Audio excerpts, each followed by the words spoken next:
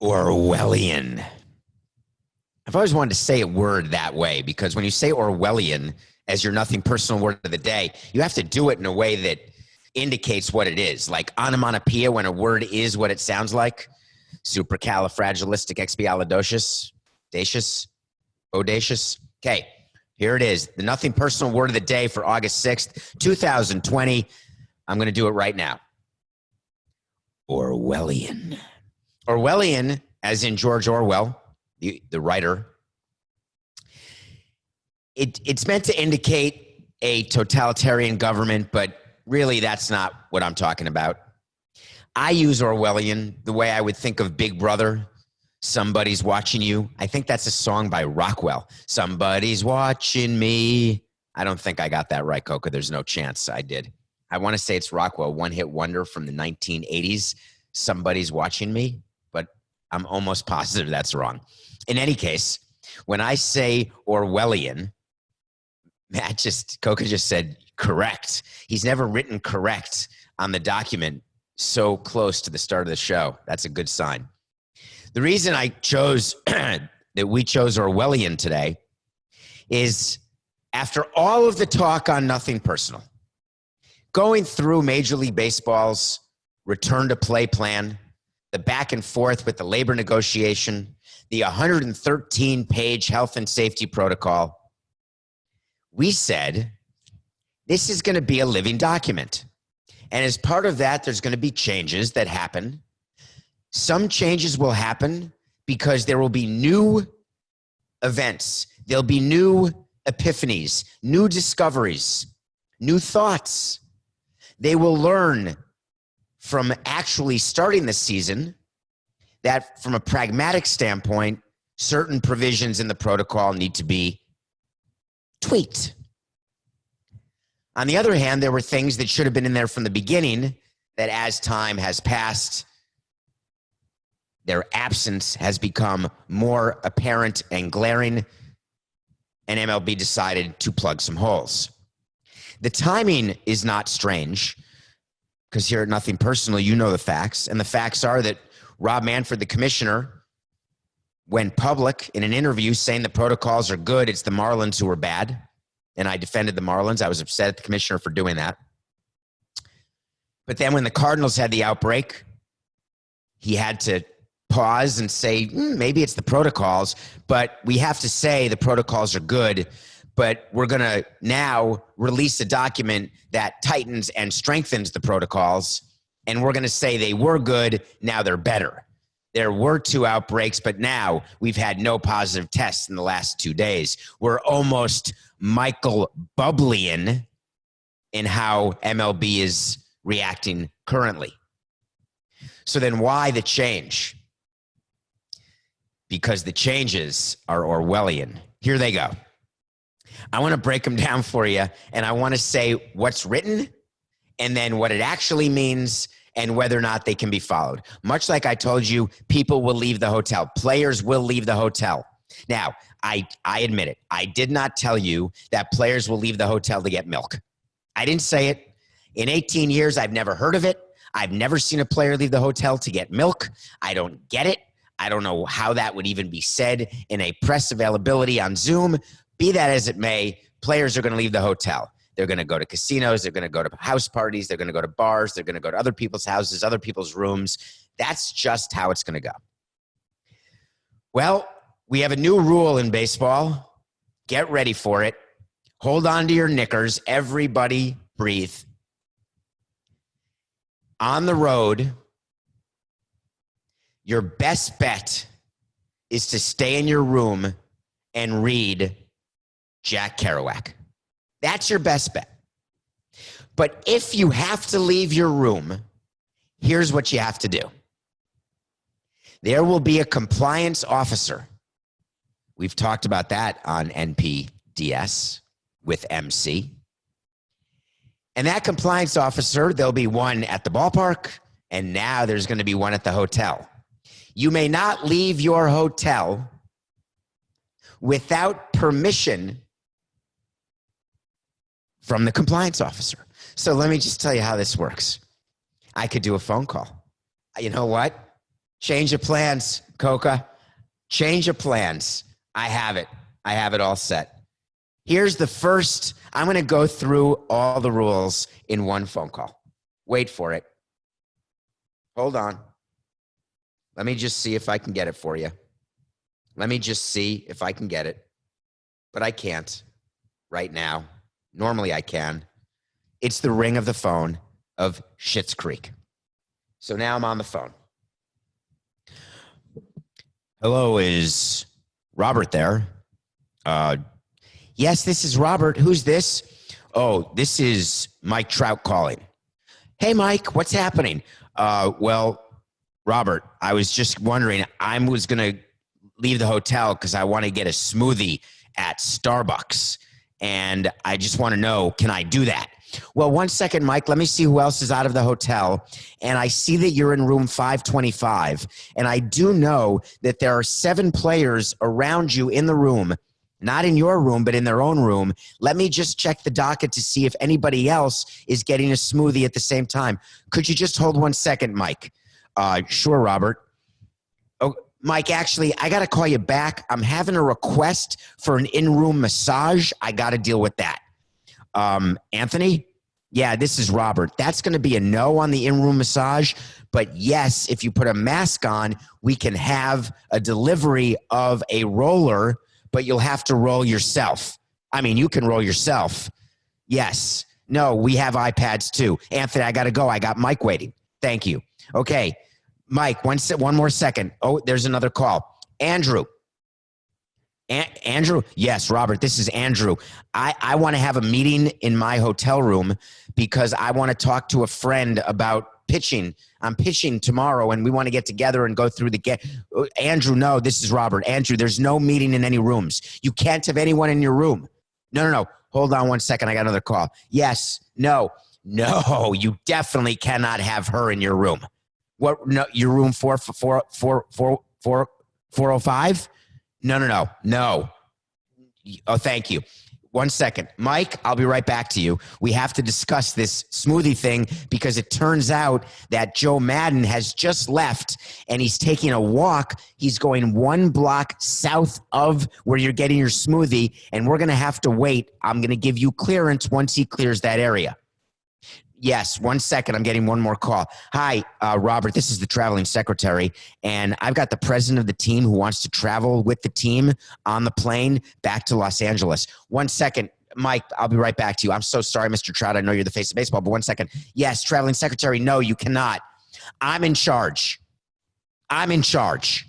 This is Robert. I'm in charge. I'll tell you who travels with the team. And if you want someone to travel with the team, well, I don't want to have travel with the team, then I'm going to baseball. You're going to get a written notice of discipline. 1 second, please. 1 second. Put your damn mask on. Above your nose. Sorry, I got to write that down because I've got to get to baseball, a list of everyone who wears the mask below the nose, because then they're going to get a written notice. And if there's enough written notices, then they can be suspended for the rest of the season. 1 second. Billy. Yes, Robert, this is Billy Epler. I'm the GM, and I'm on the last year of my contract. You cannot discipline Mike Trout. He wants a smoothie. Clear out Joe Madden. Hold on. Mike, I'm calling. I'm called. What do you want me to do? Yes, I know I need you to play well, and I want my job too, and we stink right now. 1 second. Robert, are you keeping track of where Madden is? Because he's now back in the hotel. He's in my room. He can't be in your room. I'm writing that down. 1 second. I got to look at the seating chart. There's a seating chart on the bus. Yes, I know. Also, I'm getting you the seating chart for the plane. Let me remind you what the rules are on the plane. Number 1. What do you want me to tell you, Billy? These are the rules. Not only can your team president not come, but I'm not giving you permission to be on the team plane. You're not essential. You've already put the team together, and my God, if I can say so, Billy, you've made some mistakes. All right, hold on. I'm giving you the seating chart. Here are the rules. Make sure they have them. Nobody can leave his seat on the plane. If you need to use the lavatory, you raise your hand. You will be chosen, and you will go to the bathroom, and you will come right back. Yes, no, there's no cards. No. Oh, food. Good one. Here's the rules on food. Hold on. Let me get Mike back on the phone. Mike, I know you like to eat right after the game when you get on a plane because you're hungry from having played so hard and trying to make the playoffs again. But listen, Mike, we have to eat in shifts, and I don't have you written down in shift 1. You're in shift 2. And you're in a row right next to Simmons. I know. He likes eating 3rd. So you're going to eat 2nd because you know we've got to feed. No. Yes. Albert gets to eat 1st. No, the mask can only go down when you're eating. No, yes, but no talking, and you can't eat with anyone in your same row. No, there's no talking. No, there's no, you don't understand. Let me say this. Of course you're not playing cards on the plane. There's no talking while eating. Okay, we clear on that? All right, now, hold on. I'm going to connect you to my partner, Alexander. Alexander is in charge of at the stadium. He's the compliance officer. I got some news for you. You're not going to like it, but this is new. Okay, ready? Hold on. Let me get Alexander. Yeah, Alexander here. I know I got the crappiest job ever, but here it is. Ready, folks? Hold on. I got Aaron Judge calling me. Hold on. Aaron, I'll call you back. I know. No, you cannot. You cannot leave your house in New York. No. You wait, you want to get takeout Chinese food? Okay, hold on, Aaron. Let me get back to you. Aaron Boone. Aaron Judge wants takeout Chinese, but I'm showing here that you're walking within 2 blocks of his Chinese restaurant. Oh, you want a different Chinese restaurant for Aaron Judge? Okay, all right, I'll be right back to you. All right, here's the rules very quickly and simply, guys. Spread it around your clubhouse. No going to bars, no going to lounges, no going to malls, no going anywhere where there could be a large group, and you must wear a mask. No, this is not on the road. This is at home. This is at home. Yes, you will go from home. Yes, I know it's in the protocols. We will have 4 buses for you. Yes, you cannot be near anyone on the bus. Yes, in the clubhouse, you have to wear a mask. Yes, you do. Yes, you do. Yes, you do.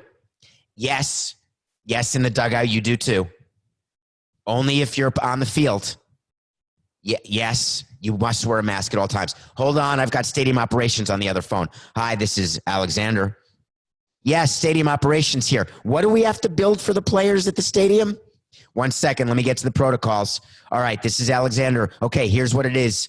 You must build an outdoor covered area where the visiting team can be to help when there's a rain delay. But wait a minute, Alexander, we have a roof. I don't care. It's not in the protocol. Yeah, they cannot all be in your little crappy visiting clubhouse. Build an outdoor covered space. Just pitch a tent. Use one of those tents you do for all those things you do out in the plaza before a game. There's no fans anymore. Take those tents and put 3 chairs 12 feet apart. Yes, you have to wear a mask. Hold on. I'm getting Robert on the other phone. Robert, what's up? Hey, Alexander, this is Robert again with the hotel. I just was told about a request I'm getting at the hotel. Is this against the rules? They want to gather, not in a room, but they want to go down to the lobby and just hang out and talk after the game because they can't be in the clubhouse. Is that allowed? No. And put your mask above your nose. Nope, no gatherings at hotels. Those are the rules. I'm in. Good luck. How's that going to work? Good? Okay. Wait to see. Well, you know what's not working? And I've stayed quiet on this. Actually, I haven't. Who's kidding who? I didn't stay quiet. I told you the biggest concern we have outside of COVID, and equal if not bigger, are the injuries. I'm going to read you a list. Here I go. Ready? Matt Adams, Ozzie Albies, Mike Soroka, Max Scherzer, Steven Strasburg, Carlos Rodon, Nick Madrigal, Edwin Encarnacion, Tim Anderson, Mookie Betts, Rich Hill, Shohei Ohtani, Jake Odorizzi, Homer Bailey, Robinson Cano, Marcus Stroman, Robert Gazelman, Ahmad Rosario, Jeff McNeil, Jake Marisnick, Tommy Connolly, Miles Mikolas, Corey Kluber, Odor, Rougned Odor, Ken Giles. Okay, I read that list to you. That is a partial list. Ever heard of any of those players? I'll go slower. These are big-time players who have gotten hurt since spring training 2-0 ended and the season began so rapidly. I'm not counting Luis Severino, Tommy John before the first spring training. Noah Syndergaard, Tommy John before the first spring training. I'm not talking about those guys. That happens. I didn't even put Verlander. I didn't even get to the Astros, Coca. The Astros have 12 guys from Verlander to Osuna and on down. The injuries are out of control. Why is it happening? And where are they? Tim Anderson won the batting title last year. He can't play right now. Nick Madrigal was just called up by the White Sox. He's now on the Major League IL, getting service time, not playing, hurt his shoulder. Edwin Encarnacion, free agent signing with the White Sox, tired shoulder. Max Scherzer, for the love of God, I had the perfect nothing personal pick of the day yesterday. Max Scherzer over the Mets. Rick Porcello stinks, pitched a great game. Max Scherzer, Cy Young, Mount Rushmore, one of the greatest of all time. Oh, ow, oh God, timeout. I need to pause. I just pulled my hammy. I got so excited. I think my right hammy just popped. That's what happened to Scherzer. And then the Nationals lost 3-1, even though Juan Soto was back from the false negative, false positive COVID list. So we lost the nothing personal pot of the day because of an injury to Max Scherzer, a hamstring. Mike Soroka of the Braves popped his Achilles. What's happening? How do we protect it from happening more? I have a funny story about injuries that's really not that funny, actually. I changed my mind. I have a terrible story about injuries. I would have to do a spreadsheet that would outline the amount of money that was being paid to players on the disabled list when I was running a team. And I would have a sheet, and it was called dead money. In the NFL, you've heard the concept dead cap space. I called it dead money because it was paying for players not to play. But not only do you have to pay the players who are not playing, you then have to pay the players who are playing instead of the players who are not playing because they're injured. There's nothing worse for your bottom line. There's nothing worse for your cash flow when you are paying players not to play. Trust me on this. It's one thing to pay players to play who stink, that you completely overpaid. There's no spreadsheet for that. There's just firing scouts. When that doesn't work, you fire development people. When that doesn't work, you fire the manager. When that doesn't work, you fire the general manager. When that doesn't work, you go back to trading the players and going back to firing the scouts. Of course, you never let it get to the president level unless you're the Pirates. But if it would never come to that for me, I'd fire everyone first before I would say that it was my fault. Now, if I ever did something that was definitely my fault, I'd say it was my fault, but then move on. But when other people do things and they admit that it's their fault, if it's too many, you say, listen, we're going to relieve you of your duties. We're going to find someone to do it better. So in the spreadsheet, you'd have players and you'd look at the types of injuries. Is it shoulder? Is it elbow? Is it oblique? Is it abductor? Is it calf? Is it, falling into a bore pit? Is it a household incident? Is it a cut finger from cutting fruit? I've seen it. Is it a hurt hand from hitting something? I've seen it. Is it a cut in your face from getting stabbed? Seen it. What haven't you seen, right? Seen it all. What we're seeing now in 2020, the year of COVID, are these players, and we're making a mockery of it in the media, and it's driving me up a wall. How great it is that Jack Flaherty moved his mattress up in his hotel. He swept away the bed bugs, and he took a ball and threw it at a mattress that was upright against the wall of a hotel. How great that the players are saying what they did during their time off because of an outbreak, how they stayed strong and they ran up and down the hallway, or they kept their arm loose by throwing a ball and a sock and a this and a that, and they would swing a towel. A towel? Come on. I'm frustrated. And the reason I'm frustrated is that the players are convincing themselves that they're game ready. But then the game starts, and they realize that being game ready does not involve anything that even remotely resembles what you can do to be hotel ready. And so the injury list keeps growing. No one's talking about it in Major League Baseball. The agents haven't started talking about it except for Scott Boras, and I give him credit. You know, that is part of what we do at Nothing Personal. I'm more than happy to give credit when credit is due, and I'm more than happy to withhold credit when it's worth withholding. Scott Boras has talked about injuries and his concern, and he is right. Now, for whatever reason he's saying it, it doesn't matter to me. I have no horse in the game, no dog in the hunt, except the quality of baseball decreases over time. And here's why. When you've got dead money, that impacts your budgeted payroll for that season. And when you don't hit your numbers, that impacts your budgeted payroll for next season. So if I've got less money to tell the owner that we have to spend, that impacts free agency. It impacts non-roster invites who are older players trying to get another shot. It impacts young players and forces us to do more service time manipulation than we'd normally even do. All of that happens when you have a combination of injuries and underperformance. It is very important to monitor this because when baseball, as part of its memo that we talked about to start the show, part of it was explaining how games will be postponed so there's no confusion about players group texting and agreeing to play, which you and I both know is not accurate. Didn't happen. It was always MLB's job. Rules in place so a team can't vote not to go to a city. Can't happen. Can't give them the power.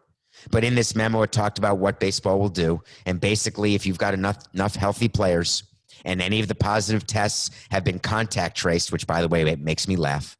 They've been contact traced and those players are asymptomatic. The show will go on. But when is there going to be more talk about injuries? Mark my words, it's coming. And none of this is as important as this next story. We're going to get to some, So You Want to Talk to Samson later in the show is about what's going on in Atlanta in the WNBA. But right now I'm going to stay in women's basketball. And I want to segue to a story that was broken yesterday by the USA Today. And it's a story that I've had a hard time with today, thinking about and realizing that I am the part of a machine. 18 years of my life was a part of a machine where we don't necessarily value the player the way we should. And we overvalue the competitive aspect. We overvalue winning. And we do it sometimes at the cost of people, their self-worth. Okay, so I don't mean to get serious with you, but I do actually. You know what? That's what we do here. Texas Tech has a women's basketball program, and they have a coach, and her name is Marlene Stallings, and she's in trouble. And the fact that it's coming out now is a problem that I participated in when I'm in the sports world. I spent a lot of time making sure the media got only what I wanted the media to get. Spent a lot of time talking to players and staff and employees about what they can and cannot say to the media. Spent a lot of time trying to solve problems, keeping them in-house. Spent a lot of time manufacturing the angle of stories I would tell publicly in order to make my team look in the best possible light. None of this is illegal. Wasn't breaking any laws. None of it was immoral. But what it was is when you're deep in sports, and by the way, this happens in other businesses too. When you see businesses competing with one another, what banks will do to outmaneuver other banks, what retail companies will do to outmaneuver and outsell other retail companies. Very often, the line gets blurry. When the line is blurry, I'm okay with it because I'm always walking the line, as Johnny Cash would say, and I'm going to get caught on the wrong side of the line every once in a while. But when you're within a standard deviation of that line, which means you're pretty close to right below it, right above it, or on it, you're generally going to stay away from things that are the third rail and are inexcusable and are conversation enders and job no doubters in terms of losing your job. So 12 players in the last 2 years, 12 women's basketball players have transferred or left the Texas Tech women's basketball program. That's 12, folks, in 2 years since Stallings took over. Now, a former center, and I give her a ton of credit for going public. Her name is Emma Merriweather. What exactly would she have that would cause her to lie about her allegations? What's in it for her? Fame? No. Fortune? No. A book deal? No. A movie deal? No. Scorned love affair? No. What's in it for her? What's in it for Emma Merriweather was an attempt to start healing. She was a former center for Texas Tech. She claims that the emotional toll and distress and abuse she suffered at the hands of her coaches was so overwhelming that it caused her fear, pain, anxiety, depression. And when she approached her coach about depression, the assistant coach at Texas Tech, not even Stallings, the assistant, her name is Nikita Dawkins. Her assistant said, here, put on this rubber band and snap it when you have any negative thoughts.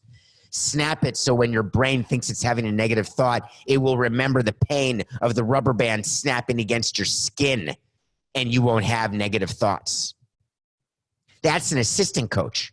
The head coach took away Merriweather's emotional support dog, took him away and gave him to a booster and said the dog would be nothing but a distraction. Stallings would have practices where they would be retribution practices. If she ever got word that any of her players had complained about anything, she would run them into the ground during practice. They had a strength and conditioning coach at Texas Tech, a man named Ralph Petrella. Ralph, I'm coming after you on this show with my mouth only. You were accused of sexual harassment of the Texas Tech players. You did something called a reflexive performance reset, the girls said, where you had your hands on their pubic bones and under their spandex workout bras. Are you shitting me? You're calling that a reflexive performance reset? You sound like Larry Nassar and you deserve exactly what he got. It's not good enough that you resigned. Why'd you resign? Your lawyer had no comment. You resigned at the end of last season when these allegations came out. Why is that? No comment now, huh, Ralph? The head coach, Stallings, when this report came out, gave a statement. And her statement said, our student athletes are developing a disciplined approach both on and off the court. The president of Texas Tech has no choice but to fire this head coach, and I mean right now. And if the athletic director knew about what this head coach was doing, the athletic director has to get fired right along with her. Now. No investigation. It's done. Do you think that these players are coming forward and left the program all as this elaborate ruse to hurt the head coach? And they made it all up and they were willing to leave the program as part of the lie? Did you not notice that you had the highest rate of people leaving a program in the country? By the way, that's anecdotal and potential hyperbole. The president of Texas Tech has not spoken, at least I have not heard. But I am calling for the not resignation of Coach Stallings, the termination. Don't give her a chance to resign. Fire her for cause. Don't pay her. Assistant coach Nikita Dawkins, you're done. Listen, of all the mistakes I've made, and there have been many, I'm working on my second score at the moment. There is a line that you do not cross. No matter what. You're trying to instill discipline to these girls on and off the court. That's your story, and you're sticking to that? You ought to be ashamed of yourself. The entire university should be ashamed of itself. You're a professor in that university. Let's pretend that you are a female professor at Texas Tech. Not even in sports. You're not going to stand up and demand a change. Let's say you're a male coach at Texas Tech. You're not going to demand a change. I hope you're listening down there in the heart of Texas, because you've got real trouble, and it starts with T. When we come back, I'm going to switch gears. I'm going to talk a little bit about music, and then I'm going to return to the So You Want to Talk to Samson. We'll be right back. Get ready. Get your bandana. Get your tie-dyed shirt, and come back after the break. Welcome back. So, I've been doing music this week. I've enjoyed it. We reviewed on Monday That Thing You Do. We then did back-to-back Bob Dylan documentaries, which were phenomenal. I watched a documentary yesterday on Woodstock. Holy crikeys. Woodstock, it's a PBS documentary. You can find it on Netflix. It is an hour 37, 97 minutes.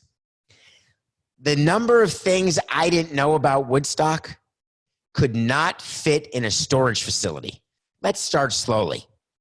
A week before Woodstock opened in 1969, it was supposed to be in one place. That place said no, changed its mind after construction had started on a stage and getting it ready, and they had to move to Bethel, New York. And they found a farmer. Who knew? A farmer gave up his fields for this festival. A conservative, middle-aged farmer. By the way, Coca, am I considered middle-age? Am I late age? Am I late, early age? I'm going to say I'm early middle age. The early middle-aged farmer allowed what he thought were 25 to 50,000 people to come to Woodstock for a 3-day music festival. It was a ticketed event. Who knew? 400,000 people came, not 50.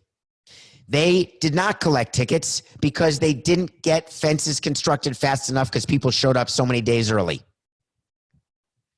It was a 3-day, what I would imagine Fire Fest would have been if actually that guy knew what he was doing.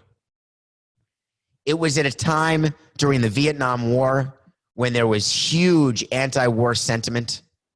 These were the peace people in their tie-dyed shirt where they loved nudity. Think of the musical Hair or the movie Hair. If you haven't seen it, check it out. By the way, we may review Hair tomorrow. That's a musical. I bet you there will be a music component to tomorrow's review. But this documentary talks about the performers, how the performers got to Woodstock. You needed a helicopter. They ran out of food, how they got more food. Check out the hog farm. How the people in the community rallied around this event when they realized there was nothing they could do anymore. They embraced the insanity. There is footage of what was going on while it was happening. There was footage. I associated Woodstock with mud. That didn't happen till the last day. And it was a huge storm, and that's when the mud was. The first couple days, Friday, Saturday, were dry. I never realized the Jimi Hendrix national anthem was Woodstock. I didn't realize Crosby, Stills, and Nash, still not young at this time, debuted their harmonic voices. When you see the Southern Cross for the first time. That wasn't the song they sang, but that's the Crosby, Stills, and Nash song I know at the moment. Debuted at Woodstock. Joan Baez, who we talked about in the Dylan documentaries, played at Woodstock. No Dylan. The Who, Roger Daltrey was there singing about My Generation. It was one of those documentaries where I had this view of what I thought Woodstock was. And at the end of the day, I didn't have the first clue. So if you really want 97 minutes of very interesting footage that will make you feel, and this is the takeaway I want to give you, I've never felt more, and during quarantine when we're all alone and our lives have changed this much, the emotional part of Woodstock, the love, and this sounds so corny, but the love and attention paid from one stranger to another during this time of COVID, when we're all in masks and you can't see facial expressions, when there's no hugging and there's no touching and kissing and everyone's worried about everything. Woodstock was an example. Only, I'm going to say it like this, and I'm going to not tell you that I believe this, only 51 years ago, where there was harmony and peace and love and togetherness and a sense of community that is so often lost this day and age. Check it out, the Woodstock documentary. All right, Coca, guess what? We got to get serious. You know what I want? I want to talk to Samson. I like when you get into my Twitter at David P. Samson. By the way, thank you for downloading and subscribing this show. I appreciate it. The numbers keep getting better. We're going to keep doing this every day. Download, subscribe, tell your friends about Nothing Personal. I value your time. When you give me 45 minutes of your day, trust me, that means a lot to me, and I'm not going to waste it. When you're in my DMs on Instagram or on Twitter at David P. Samson, ask a question, I may answer. This one was important. The Atlanta Dream are a WNBA team. We've spent a lot of time on this show talking about the Senate race in Georgia, talking about the current Senator, Kelly Loeffler, talking about the fact that, remember, she's the one who is anti-Black Lives Matter, pro-flag. She's been making the rounds on some right-wing shows. She's had a lot of issues with the WNBA who have really removed themselves from her universe. She's no longer on the board of governors, no longer involved in the running of the Dream, but she is a co-owner of the Atlanta Dream. Remember, the same senator who's running in a special election. She never had to earn her Senate seat. She was appointed. She's now running to keep her Senate seat. This is the real Senate. There's only 100. You think Senate races don't matter? They do. If you don't know that there are 100 senators, please. Well, there's someone running against Loeffler, and it's a Reverend Raphael Warnock. And the Atlanta Dream did something along with other teams in the WNBA. When they came out for warm-ups in their WNBA bubble, they had a shirt on that said, "Vote Warnock." A very clear message to the ownership of the Atlanta Dream and to the world. The "So You Want to Talk to Samson" question was a simple one about this situation. What would I do if I were team president of the Atlanta Dream? Well, I'm going to walk you through it. I want to give you 3 caveats so you're very clear. I don't want there to be a misunderstanding. Number 1, you know where I stand in terms of free speech and freedom of expression. I'm in favor. Number 2, you know where I stand in terms of players. They are my employees. If they don't like my rules, they can leave and be put on the restricted list. I've been pretty clear about that. Number 3, you know my stance on the social unrest. You know my stance on COVID. You know my stance on educating people to make their own decisions. You don't have to agree with one thing I say or one thing I think. I'm fine with it. I want Nothing Personal to cause you to ask questions and to educate yourself on issues and then make your own decisions. You think that you wouldn't fire the head coach of Texas Tech? Fine. Research it. Tell me why. And then you have your belief. When you're a player, I understand that you want to express your views. You want to use your platform. Whether I like it or not as team president, Senator Loeffler is a co-owner of the team. As president, I cannot allow you to make, under my watch, not on your off day, not at your home, not what you wear to the clubhouse, but on the court where I'm in charge. I can't let you wear that kind of shirt, whether I agree with you or not, because I answer to an owner and that owner answers to a partnership. If change is to be made, it happens at that level where the owner says, listen, Kelly, sell your shares. We can't have you associated with the Atlanta Dream anymore. But I cannot, as team president, have a statement against an owner of the team. And if you think that vote Warnock is not a statement against Loeffler, then you're wrong, because it is. Now, do these athletes understand what the Reverend believes in? They say they do.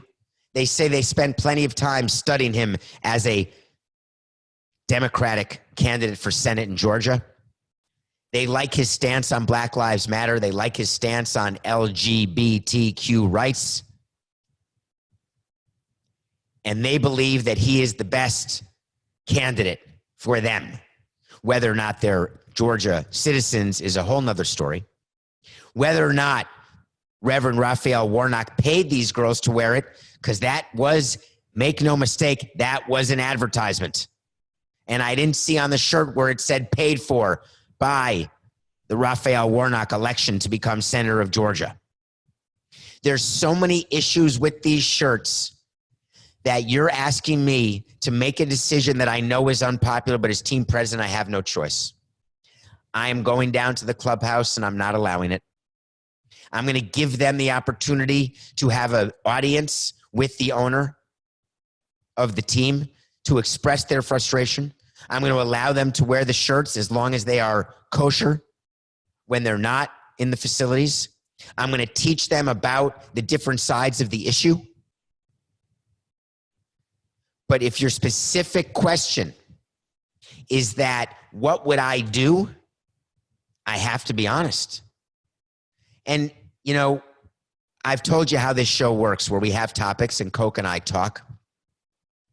And we go through our views and we talk about what would be good for you to hear as an audience.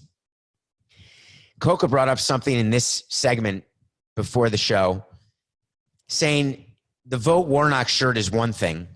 What if they hadn't studied his policies and didn't know anything about him, and they were merely making a political statement against Kelly, but in fact they were influencing other people to vote for someone who they didn't understand? Then he said, but take it one step further. What happens if a player decides that they are pro-Trump?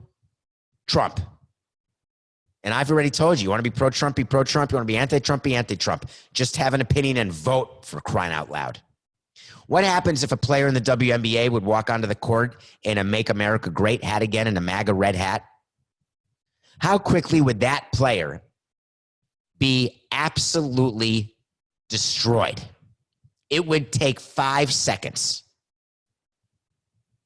I just want you to think about, as team president, what my role is.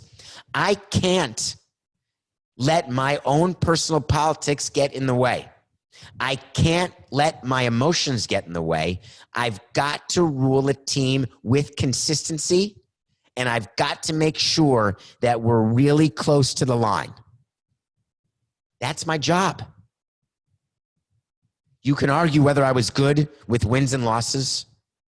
What you cannot argue with was the consistency in my approach and the absolute reckless indifference I felt toward my emotions in order to make sure that I was fair, I was strict, I was consistent, and there would be no way for anyone on any side of the aisle, with whatever belief system you had, to say that I, as team president, put my personal feelings ahead of that of the organization. And for the players on the Atlanta Dream, I have great respect for what you're trying to do, and I have great respect for the reason you're doing it. But use that platform in a way to educate and not to obliterate.